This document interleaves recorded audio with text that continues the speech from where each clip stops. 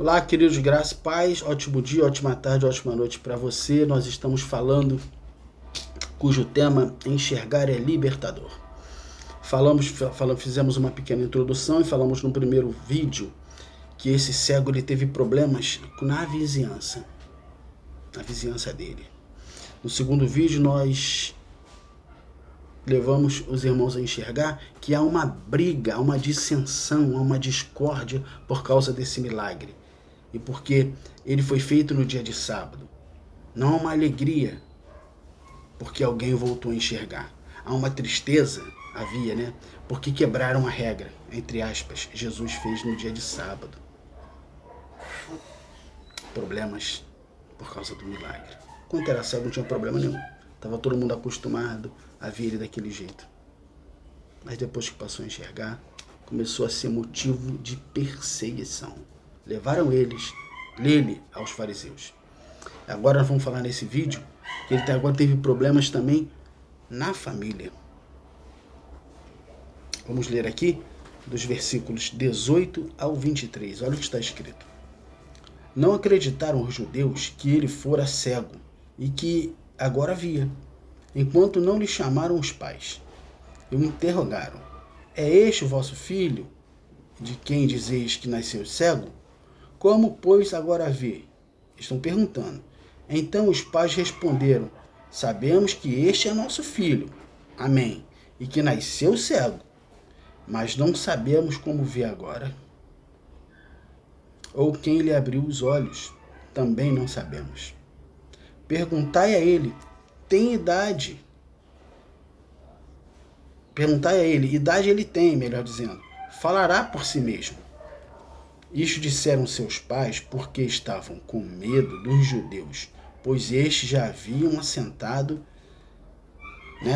decidido, que se alguém confessasse ser Jesus o Cristo, fosse expulso da sinagoga.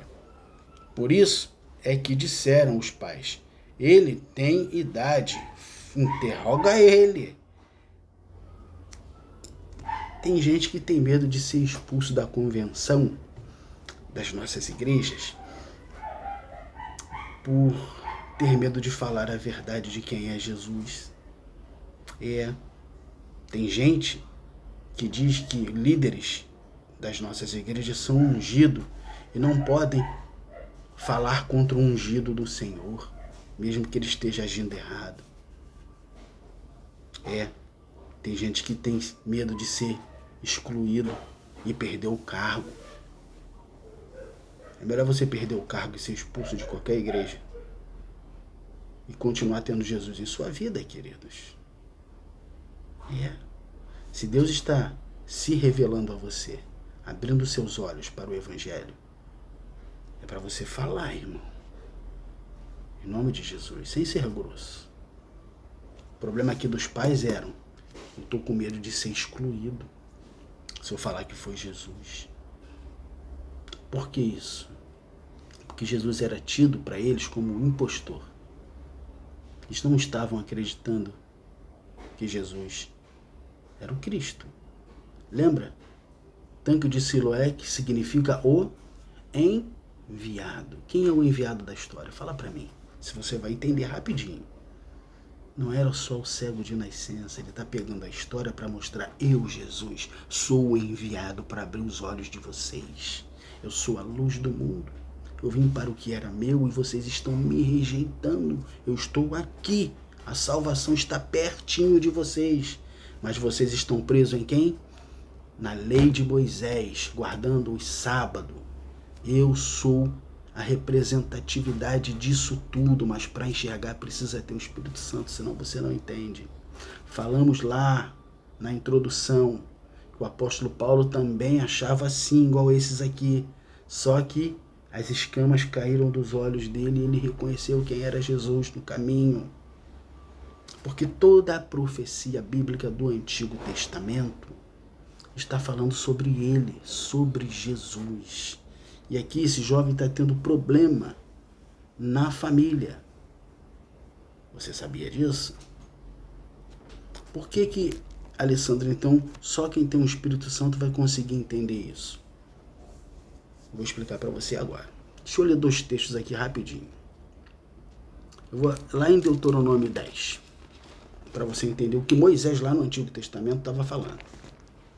Deuteronômio 10. Aí você vai ter um entendimento.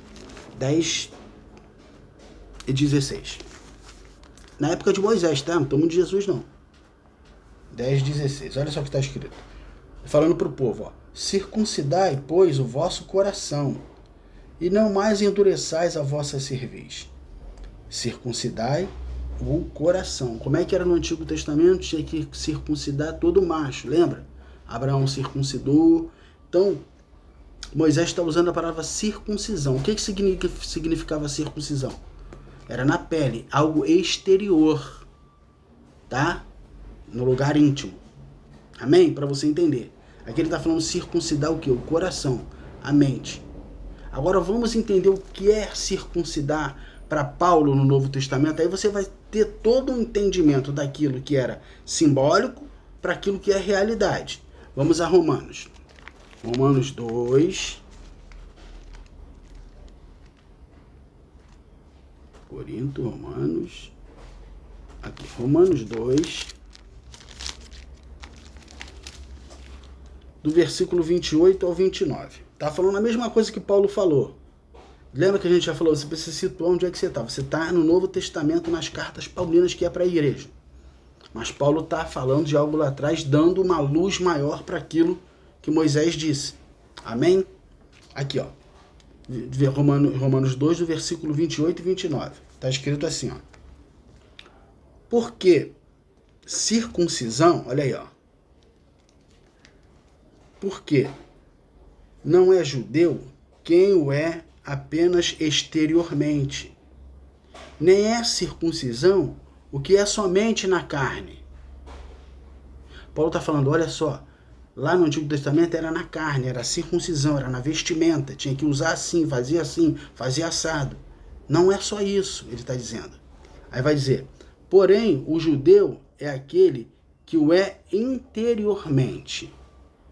E circuncisão, o que é do coração, no espírito, segundo o que é do coração, no espírito, não segundo a letra, e cujo louvor não procede dos homens, mas de Deus. O que ele está falando? A circuncisão é o novo nascimento. Não nas letras, quando ele usa letra, ele não está falando que ninguém tem que ser analfabeto ou parar de estudar.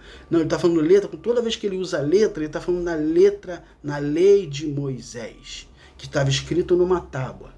E quando você se converte, agora ela é cravada no Espírito, Espírito Santo, na sua mente, no seu coração.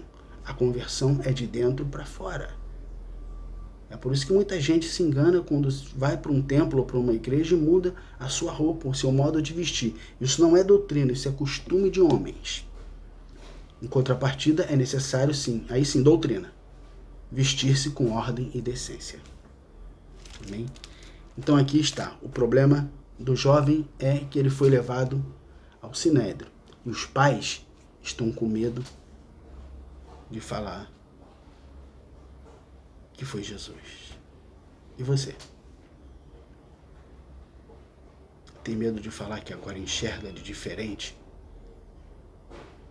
do que você enxergava lá atrás? Tenha não, porque enxergar é libertador. Graça e paz.